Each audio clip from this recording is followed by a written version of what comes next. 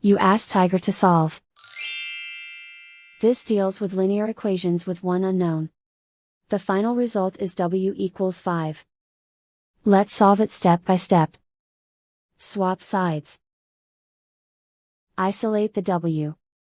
Divide both sides by -12. Cancel out the negatives. Simplify the fraction. Cancel out the negatives.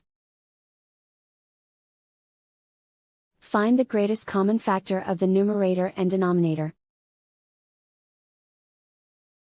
Factor out and cancel the greatest common factor.